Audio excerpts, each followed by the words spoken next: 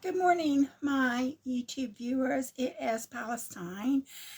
I wanted to make another video for you, and the reason why is because yesterday when I finished work and I was at home, I received a telephone call from the hospital, and they were giving me my lung cancer screening.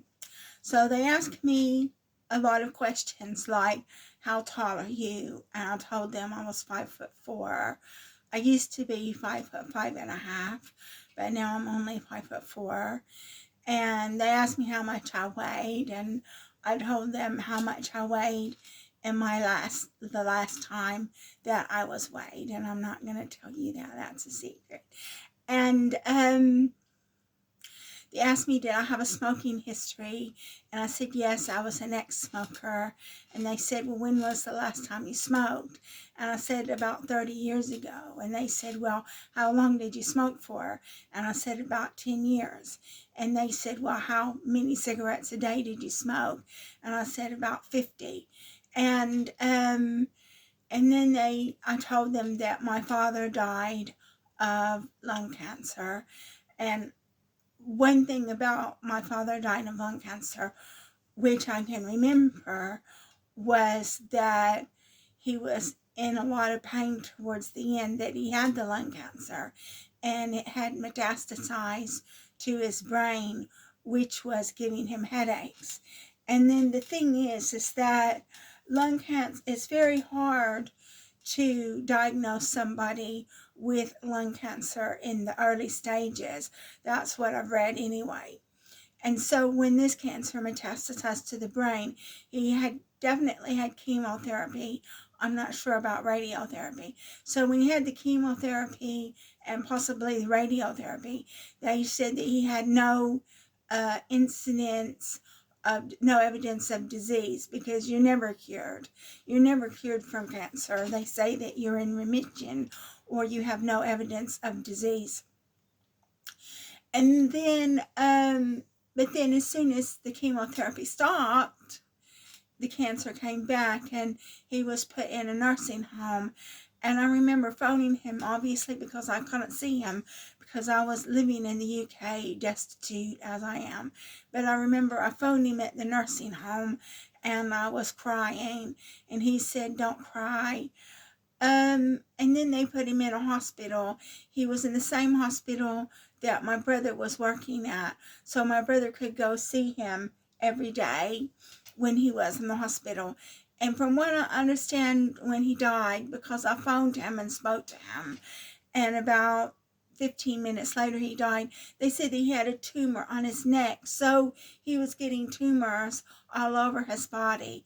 So cancer is not a very nice way to die, especially when it's in your lungs and it's metastasizes to the brain, because from what I understand, he had tumors on his neck and stuff like that. And then he died, and that was it. And I was really sad about that, because I never really got to know my dad that much. My brother got to know my dad a lot more than I did. So that was it for my father's cancer, and that was it for the questions that I was asked at my lung cancer screening. And they said, well, what we're going to do is we're going to send you to another screening. And then so the next screening is going to be excuse me, next week at 4:30, next Wednesday at 4:30. And I'll get another screening. It's going to be a telephone screening. And that's going to be it. They're going to screen me some more for cancer, because I do have lung disease. I have COPD and I have asthma. And if I ever get a cold or something, it very nearly kills me. And there are lots of instances that I can't handle a lot of toxic fumes. And there are a lot of instances that I can recall where I started coughing and everything like that, particularly around the gas heater, because my boyfriend's mother has a gas heater and she is real self-centered. So she wants to have the heat on all the time. And even in the summer, she wants to have the heat on. And so this gas heater was on, and I was coughing. But fortunately, she's not using the gas heater anymore, which is good, because if she uses the gas heater again, I'm going to have to go sit in another room because I just can't cope with the gas. So that was it. That pretty much concludes my video about my initial lung cancer screening, except to say that this morning I received a text message from my GP telling me that they want me to take cholesterol lowering drugs. And I'm like, well, I'm taking so many drugs already. I mean, how many drugs do you want me to take, you know? So I don't want to take any cholesterol lowering drugs because I'm already taking so many drugs. And I think that these doctors are getting kickbacks for prescribing all these drugs because I'm on a lot of drugs already that I am required to take. Sorry, my nose is itching. I was sneezing and now my nose is itching.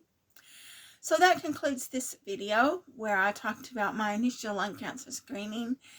If you like my video, please like and subscribe, and I will be making another video for you next week when I've had my second lung cancer screening and let you know how that went. So thank you so much for watching my video, and I'll be communicating with you next week.